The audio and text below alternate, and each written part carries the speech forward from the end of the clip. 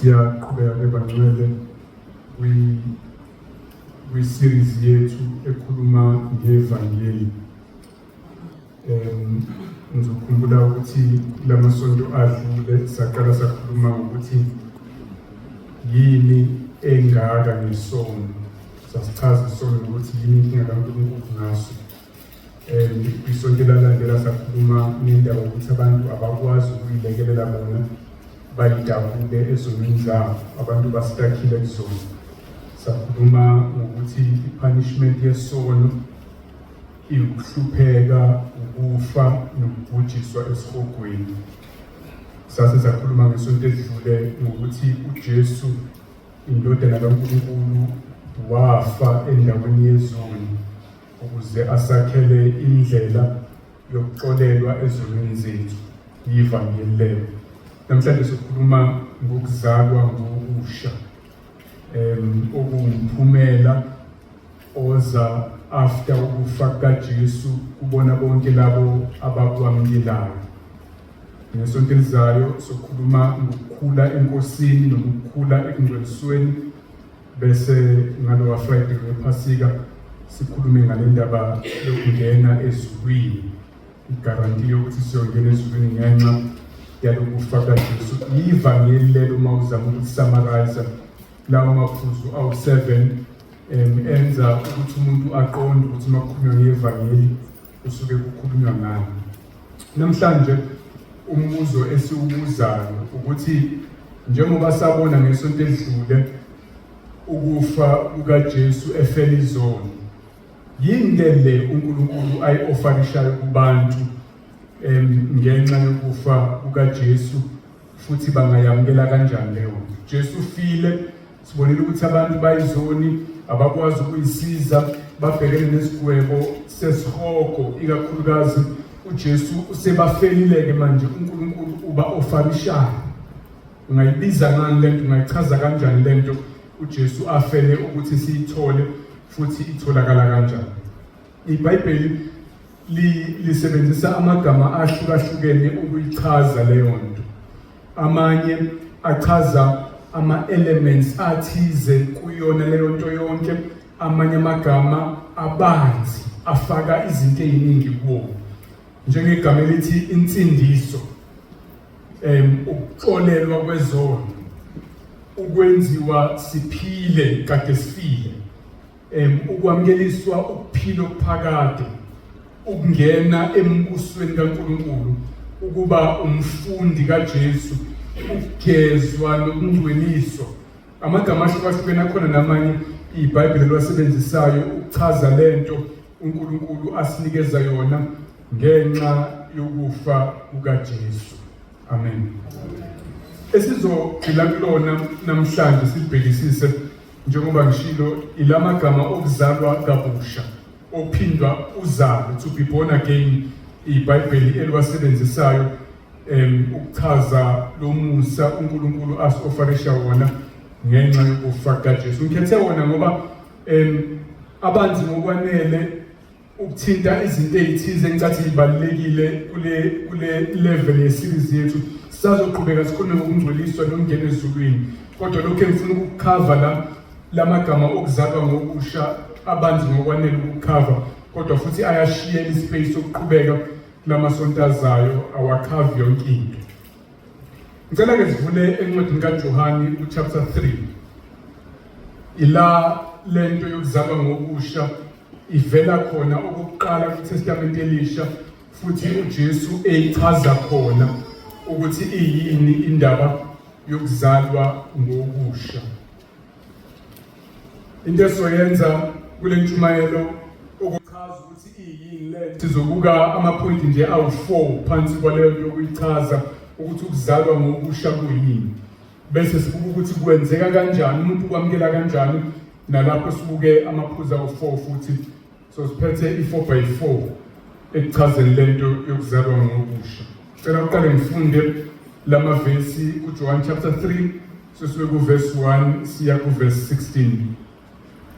Kwakukhona umuntu owayewumFarisi, igama lakhe nguNikodimo, engumholi wabaJuda. lo weza kuJesu ebusuku wathi kuye, Rabi, siyazi ukuthi ungumfundisi ovela kuNkulunkulu, ngokuba akekho ongenza lezi zibonakaliso zenzayo uma uNkulunkulu engenani. UJesu waphendula wathi kuye, ngiqinisile ngithi kuwe, uma umuntu engazalwa kabusha ngeke awubone umbuso kaNkulunkulu. UNikodimi wathi kuye, umuntu angazalwa kanjani esemdala na? Angangena yini esibelethweni sikanina ngokwesibili ukuba azalwe na? UJesu waphendula wathi, ngiqinisile ngithi kuwe, uma umuntu engazalwa ngamanzi nangomoya ngeke angene embusweni kaNkulunkulu. Lokhu okuzelwe ngokwenyama kuyinyama, nalokho okuzelwe ngumoya kungumoya. Ungamangali ngokuba ngithe kuwe nimelwe ukuzalwa kabusha. Umoya uvunguza lapho uthanda khona, uyawuzwa umsindo wawo kodwa awazi lapho uqhamuka khona nalapho uqonde khona. Banjalo-ke abazelwe ngumoya. UNikodimi waphendula wathi kuye, lokhu kungenzeka kanjani na? UJesu waphendula wathi kuye, wena ungumfundisi ka-Israyeli kodwa ukwazi lokhu na? Ngiqinisile ngithi kuwe, sikhuluma esikwaziyo, sifakaza ngesikubonileyo, kodwa anibemukeli ubufakazi bethu. Uma nginitshelile ngokomhlaba kanakholwa, pho ngakholwa kanjani uma nginitshela ngokwasezulwini na? Akekho noyedwa owenyukele ezulwini ngaphandle kwalowo owehla ezulwini, indodana yomuntu.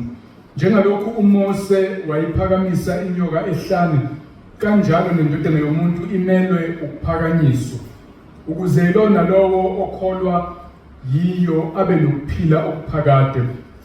Ngokuba uNkulunkulu walithanda izwe kangaka waze wanikela ngendodana yakhe izelwe yodwa, ukuba ilona lowo okholwa yiyo angabhubhi kodwa abe nokuphila okuphakade. Amen. Sibona izinto eziwu4 eziyincazelo yokuthi kuyini ukuzalwa ngokusha. Into yokuqala oyibonayo ukuthi lento yokuzalwa ngokusha yinto umuntu athi mayengenayo ngeke aze angene embusweni kaNkulunkulu. Uthi kuverse 3 uJesu waphendula wathi kuye, ngiqinisile ngithi kuwe, uma umuntu engazalwa kabusha ngeke awubone umbuso kaNkulunkulu. Ukungawubona umbuso kaNkulunkulu kuchaza ukungangeni kuwona. Yabona umuntu mayethi awusoze uyibone leyo nto. Uma ikhuluma mhlawumbe asenze umuntu ukhuluma ngomshado wakhe, mxabene. Abantu masebexabene nabazali sekubanga into ethize, akhulume ngosuku lomshado bese ethi wena kodwa awusoze ubone umshado wami wena. Ekhuluma ukuthi ngeke uthole invitation. Awumenyiwe, awamkelekile kuleyo nto. uJesu usebenzisa lawo mazwi, umuntu ongazelwe ngokusha ngeke awubone umbuso kaNkulunkulu, okusho ukuthi ngeke amukeleke kuwona, ngeke angene kuwona. Ukungawuboni umbuso kaNkulunkulu kusho ke ukuthi uzolahlwa esihogweni. Ngesikhathi abanye bamukeleka embusweni kaNkulunkulu, wena uyoba kule ngxenye yabantu abayiswa esihogweni. Izono zakho ngeke ayixolele. Awusiyo umuntu oyosindiswa, ngeke ube nakho ukuphila okuphakade, ngeke ubone umbuso kaNkulunkulu uma ungazelwe ngokusha. Okuchaza ukuthi masikade sikhuluma ngokuthi uJesu wafa ukuze abantu bangalahlwa esihogweni. Yakhumbula ngesisho lokho, umuntu uyisoni akakwazi ukuyisiza, inkokhelo yesono iwukufa nokulahlwa esihogweni. uJesu wafa ukuba basindise abantu kuleyo nto. Kusho ukuthi ukufa kukaJesu kumuntu ongazelwe kabusha akusilo usizo. Lento yokuzalwa kabusha iyona lento uJesu ayifela, ngoba iyona nto eyenza abantu bakwazi ukubona umbuso kaNkulunkulu bangalahlwa esihogweni. Umuntu ongazelwe ngokusha akasizakele ngokufa kukaJesu. Ukufa kukaJesu kwakuyikhona okuzokwenza abantu bazalwe ngokusha. Akusiyo into optional le bangcwele. Akusiyinto bakhona abantu abakholwayo kodwa kubona khona nabazelwe kabusha nabangazelwe kabusha. Iyona nto ewukholwa le, iyona nto uJesu ayifela, iyona nto ewuhlengwa ezonweni lento ebizwa ngokuzalwa kabusha, akusiyo i-optional extra. Baningi abantu baseyinkonzweni khona abazelwe kabusha khona abangazelwe kabusha. Izwi laNkulunkulu alichazi kanjalo. Uma umuntu engazalwa kabusha ngeke awubone umbuso kaNkulunkulu. Into esibili oyibonayo la, lento yokuzalwa kabusha isho ukuba umuntu omusha. Chaza lokho. Isingathekiso lesi uma ethi uJesu ukuzalwa kabusha. Incazelo yaso noma uNikodemu esadidekile kodwa iyavela emagameni awasebenzisa kuverse 4. uNikodemu wathi kuye, umuntu angazalwa kanjani esemdala na? Angangena yini esibelethweni sikanina ngokwesibili ukuba azalwe na? uNikodemu akezwa ukuthi lesingathekiso le metaphor ichaza ukuthini, kodwa uyayizwa yona ukuthi ithini literal. Ithi kufanele ndlela thizeni ngiyeke ukuba lo muntu enguyena manje njengoba sengikhulile, kube nendlela yokungathi ngibuyele esibelethweni sikamama ngiphinde ngiqale kabusha, ngiqale ngendlela ezintsha, ngibe uhlobo olusha lomuntu. Kumele ngishintshe ngibe umuntu omusha noma engathola ukuthi lento yenzeka kanjani, kodwa isingathekiso sisho lokho ngempela.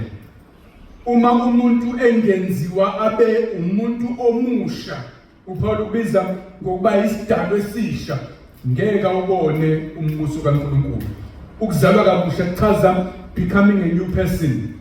Ukuyeka ukuba lo muntu kade uyena ungakasindiswa, wenziwe umuntu omusha, kube sengathi ubuyele esibelethweni sikamama waqala phansi wazalwa. Akusesiyena noma umzimba uyena ngaphandle simazi, kodwa sengathi umuntu omusha uzelwe kabusha. Kuchaza ukushintsha komuntu enziwe into entsha. Now uma sisichaza ke singathekiso leso, so noma le nto kuzalwa kabusha kuba umuntu omusha iveza izinto ezimbili ngaphansi kwayo. Ichaza ukuxolelwa kwezono nokuguqulwa kwecharacter yomuntu. Ukuxolelwa kwezono nokwenziwa ube umuntu omusha okwangempela ngaphakathi. Siyazi ngaphandle akukho kushintshayo emzimbeni womuntu, kodwa ingaphakathi lomuntu liyaguquka abe umuntu omusha ngokuphelele. Buka uverse 5. uJesu waphendula wathi, ngiqinisile ngithi kuwe, uma umuntu engazalwa ngamanzi nangomoya ngeke angene embusweni kaNkulunkulu. Sike sayibona indaba yokungena embusweni kaNkulunkulu ibihambisana nokuzalwa ngokusha. Manje washintshila amagama athi ukuzalwa ngokusha, uthi ukuzalwa ngamanzi nangomoya, okwenza sibone ukuthi kusho ukuzalwa ngamanzi nangomoya iyona incazelo yokuthi ukuzalwa ngokusha kuyini. Kumele sibheke ke izwi kaNkulunkulu silisetshe ukuthi usho ukuthini uJesu mayekhuluma ngokuzalwa ngamanzi, ngoba akucaci ngokusobala uma isawasho lawo mazwi ukuthi asho ukuthini. Ukuzalwa ngamanzi nokuzalwa nangomoya kusho ukuthini? Indlela oyibheka kanjalo, into oyibheka ngayo, into engacacile eBhayibhelini, ukuhamba uyobheka ezinye indawo la lawo magama asetshenziswe khona ezwini kaNkulunkulu ukuze uthole ukuthi ayesetshenziswe ngayiphi indlela, asinika muphi umqondo. Indawo ke enjalo uyithola encwadini kaHezekeli, ngicela sekuyona umprofethi uHezekeli chapter 36, ngesingisi uEzekiel chapter 36, esifika khona lamagama. Thanda ngikufundele uverse 25 kuya ku27 uwabone bese siyawachaza khona uzobona ukuthi uJesu mayewasebenzisa lapha na kuJohn chapter 3 uwasebenzisa namuphi umqondo, achaza ukuthini. Uverse 25 encwadini kaHezekeli chapter 36 uthi, ngiyakunifafaza ngamanzi. Na indaba yamanzi acwebecwe, nihlambuluke, nginihlambulule kukho konke ukungcola kwenu nakuzo zonke izithombe zenu. Ngiyakunika inhliziyo entsha, ngifake umoya omusha ezibilini zenu. Ngiyikhiphe inhliziyo yetshe emzimbeni wenu, nginike inhliziyo yobuntu. Ngiyakufaka umoya wami ezibilini zenu, nansi indaba kamoya. Ngenze ukuba nihambe ngezimiso zami, niyakuyigcina izehlulelo zami futhi nizenze. Kulesi siqeshanyana kuHezekeli sithola ukusetshenziswa kwalamagama amanzi nomoya. uNkulunkulu ethembisa uIsrayeli into ayezoyenza esikhathini esizayo. uJesu mayefika yena uthi umuntu akanangena embusweni kaNkulunkulu engazalwanga ngamanzi nangomoya. Ngakho ngibona sengathi ukhuluma ngalento uHezekeli aprofetha ukuthi izokwenzeka ngesikhathi esizayo. uJesu uthi yona lento azoyifezekisa namanje okumele yenzeke kubona bonke abantu abazongena embusweni kaNkulunkulu. Ichaza ukuxolelwa kwezono nokuguqulwa komuntu, i-transformation yomuntu ngaphakathi. Ukuxolelwa kwezono ngikuthatha kuverse 25 mayethi ngiyakunifafaza ngamanzi acwebecwe. Inhloso yokufafazwa ngamanzi uthi ukuze nihlambuluke, amanzi okubageza lawa, okubahlambulula, okususa ukungcola kubona. Nihlambuluke, nginihlambulule kukho konke ukungcola kwenu nakuzo zonke izithombe zenu. Izithombe izithixo ababeyikhonza, okurepresenta zonke izona ababenazo ezaziza nokuhlubuka kwabo kuNkulunkulu, banamathisela inhliziyo zabo ezintweni ezingesibo uNkulunkulu. Ingabe yizithombe ngo ezayibonakala noma ezinye izinto ababeyithanda enhlizweni zabo, beyithanda sengathi yizo lezi izithixo ezangesibo uNkulunkulu, okuyiyona yonke into eproduce ukungcola enhlizweni yomuntu, ukususa inhliziyo kuNkulunkulu uyinamathisele kwezinye izinto. Ngiyakunifafaza ngamanzi acwebile, aclean, khona nizohlambuluka kuzona zonke izono zenu. Leyo nto ibizwa ngokuxolelwa izono. Amanzi ngokwawo awakwazi ukuyigeza izono ngoba izono zisemphefumulweni, kodwa ayisimbolo yokugeza ukungcola emzimbeni. Mawungcolile ngaphandle ugezwa ngamanzi ukuze uNkulunkulu akwenze wazi ukuthi wenzani emphefumulweni. Uthatha leso sifanekiso asebenzise sona for into ayenze emphefumulweni wakho, kodwa emphefumulweni izono zigezwa ngokuxolelwa. Ngoba wena mawenza isono njengomuntu ophule umthetho ngokwasezweni, kubhaliwe ukuthi wonile ngakho uguilty, ufanelwe ukugwetshwa. Leyo nto ebhaliwe ukuthi wena ufanelwe ukugwetshwa, uguilty, injengebala emphefumulweni wakho, njengensila emzimbeni. Umzimba ugezwa ngamanzi, ibala lokuthi wena uguilty ligezwa ngokuthi uxolelwe, kuthiwe no longer guilty. Izono zakhe ayisabalwa kuyena, seyisusiwe kuyena, seyihlanjululiwe.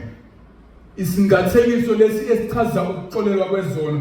Ngaphandle kokuthi umuntu azalwe ngamanzi, meaning izono zakhe zixolelwe, ngeke ubone umbuso kaNkulunkulu. Kumele uhlanjululwe ezonweni zakho uma uzozalwa ngokusha. Ukuzalwa ngokusha kuchaza okokuqala ukuhlanjululwa kwezono khona uzokwazi ukungena embusweni kaNkulunkulu.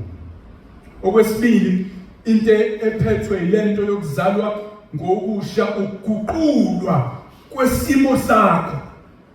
Awugcini nje ngokuxolela izono kuthiwa usenazo izono, kodwa nawe uyashintshwa wenziwe umuntu omusha.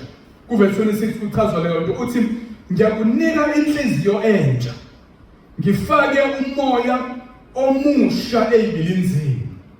Ngiyikhiphe inhliziyo yetshe emzimbeni wenu, nginike inhliziyo yobuntu. Khona inhliziyo obunayo ngesikhathi uNkulunkulu engakakuthinti, ungakazwala kabusha, uyichaza njengenhliziyo yetshe, inhliziyo eqinile, inenkani against uNkulunkulu. Mayeyala iyagoloza, ayifuni into ikaNkulunkulu, iyamelana nazo. Imbewu yezwi kaNkulunkulu ayipenetrate, ayingeni ngoba yitshe liqinile, linenkani liphikelela kweyayintando alifuni ukuzwa ngoNkulunkulu. Uthi uNkulunkulu uma sizalwa kabusha uyayikhipha leyo nhliziyo afake eyobuntu okuchaza inhliziyo ethambile. Inhliziyo manje ezwelayo uma uyithinta iyazwela. Uma uNkulunkulu ekhuluma iyathula iyaresponda eyintweni izinto uNkulunkulu ayishoyo sekuyinhliziyo ephilayo. Akusasilintshe eliqinile elibandayo elinganyakazi uma uNkulunkulu ekhulumisana nayo. uNkulunkulu kunika inhliziyo nje okuchaza ukuguqulwa kwakho ngaphakathi. Uthi ngiyofaka nomoya omusha ezibilini zenu. Ubukade unomoya wena wenkani, umoya wesono othanda izinto ezonakele kunokuthanda izinto ezingcwele. Uyazazi la ungakasindiswa ukuthi wawunjani. Kodwa mawusuzelwe ngokusha kunomoya omusha kuwena. Ngakakhulunywa nje ngomoya ongcwele bazalwane. Owakho umoya eyakhe inhliziyo iyaguqulwa kube umoya osukwaziyo ukuxhumana noNkulunkulu, uzizwe into ekaNkulunkulu, uyibone ziyiqiniso zihlakaniphile kuyinto zokulalelwa into ekaNkulunkulu. Uthi uNkulunkulu uzokwenza itransformation kuwena.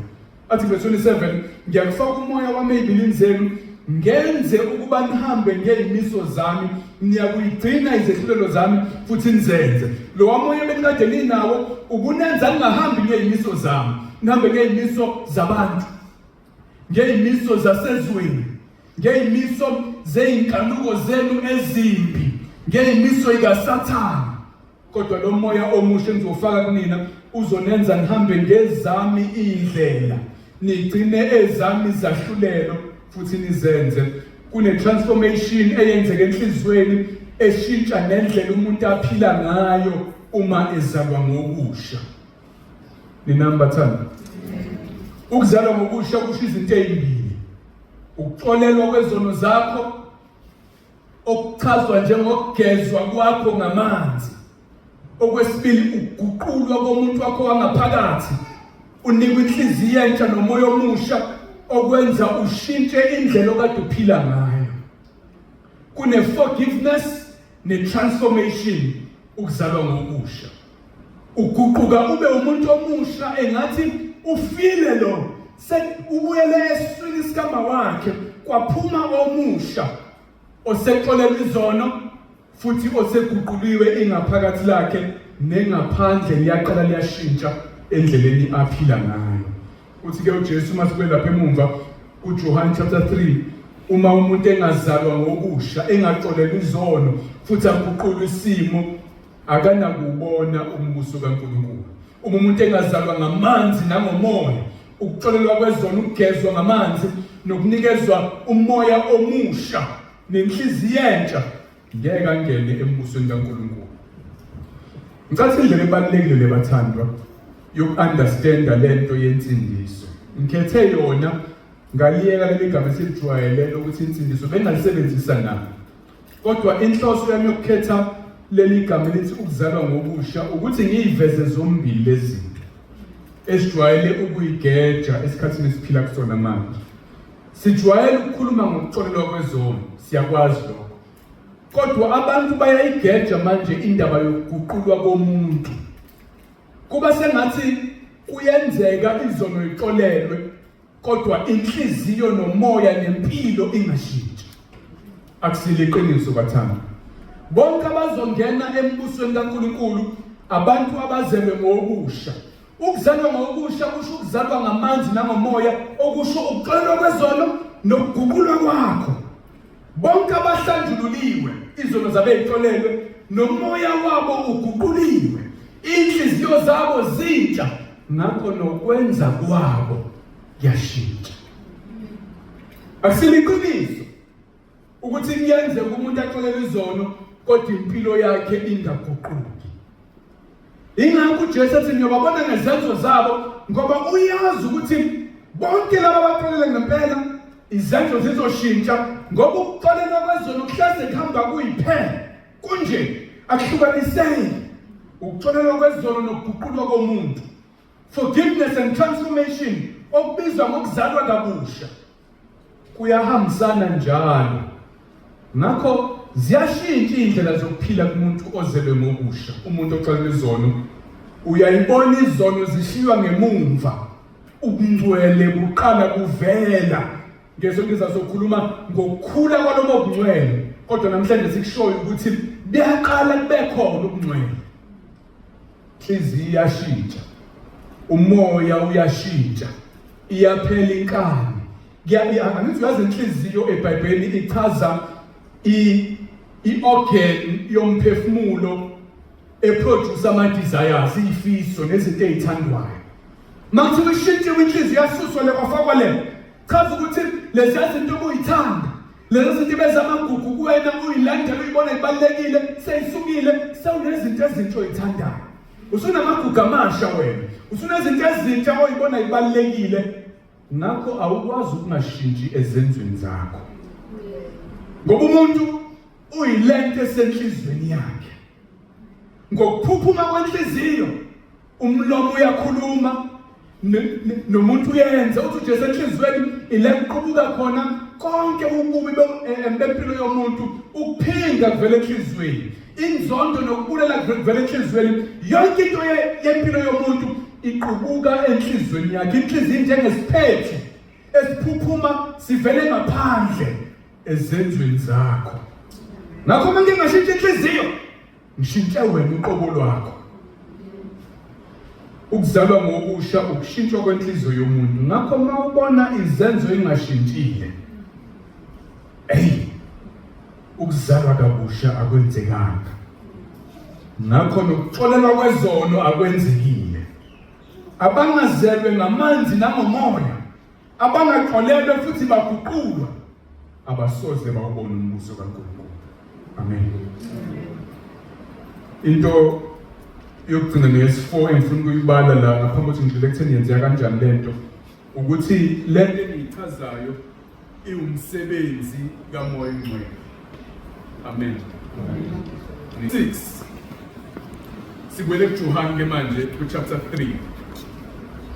Uthi lokho okuzelwe ngokwenyama kuyinyama, okuzelwe ngumoya kungumoya. Ungamangali verse 7 ngokuba ngithe kuwe nimelwe ukuzalwa kabusha. Umoya uvunguza lapho uthanda khona, uyawuzwa umsindo wawo kodwa awuwazi lapho uqhamuka khona nalapho uqonde khona. Banjalo ke bonke abazelwe ngumoya.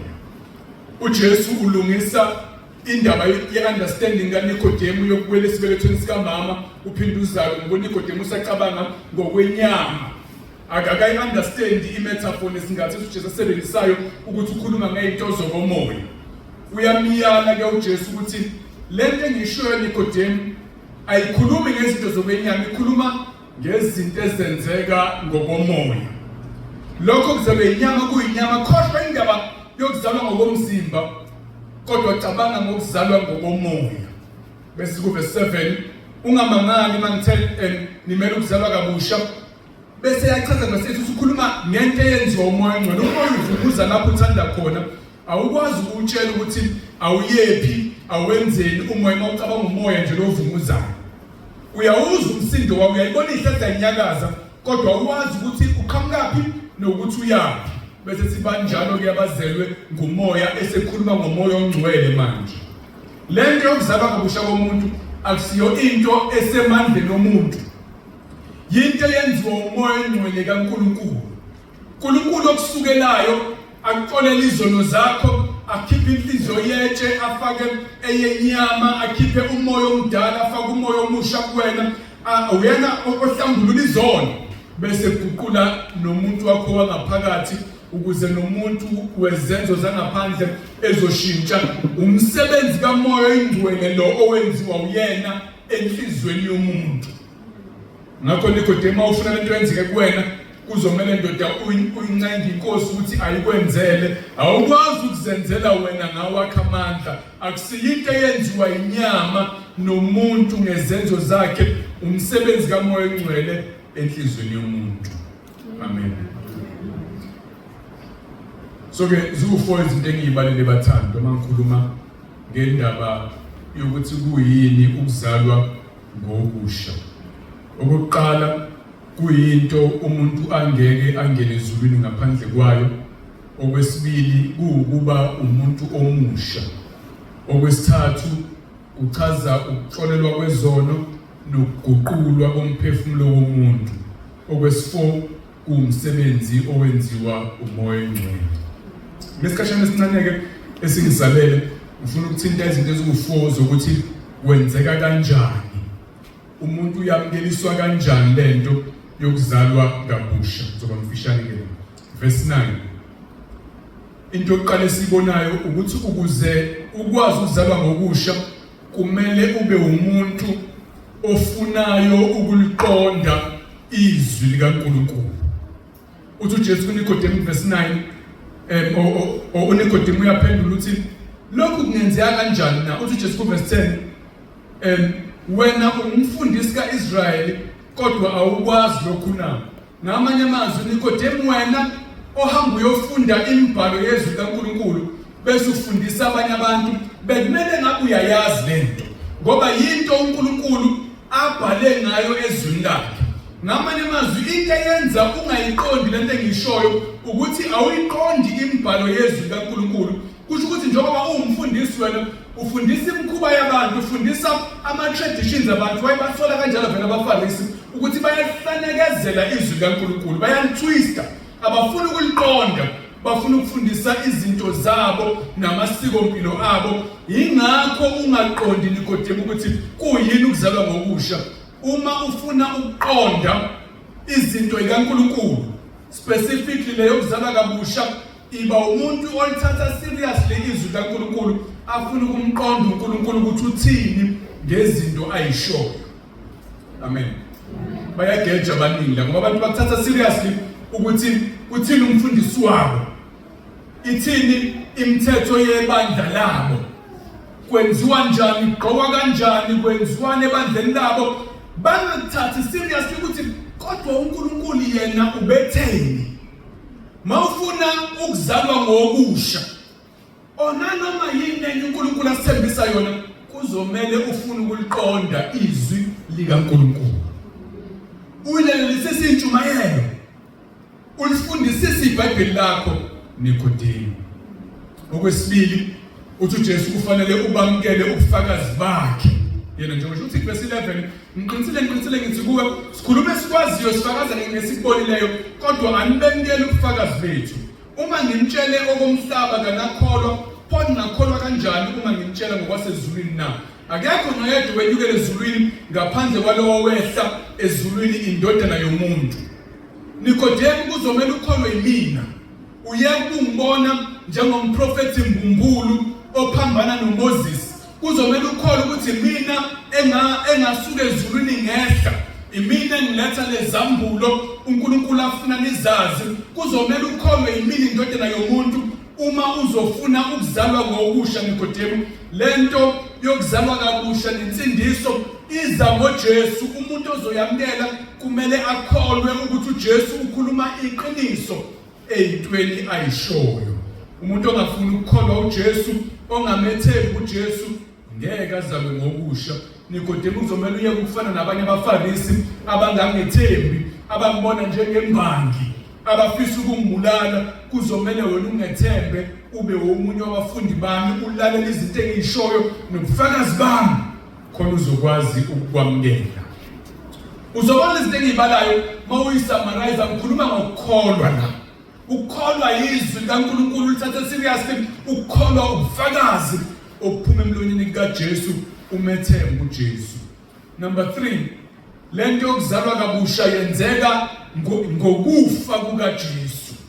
Uthi ku verse 14, njengalokhu uMose wayiphakamisa inyoka ehlane, kanjalo nendodana yomuntu imelwe ukuphakanyiswa, ukuze lona lowo okholwa yiyo abe nokuphila okuphakade.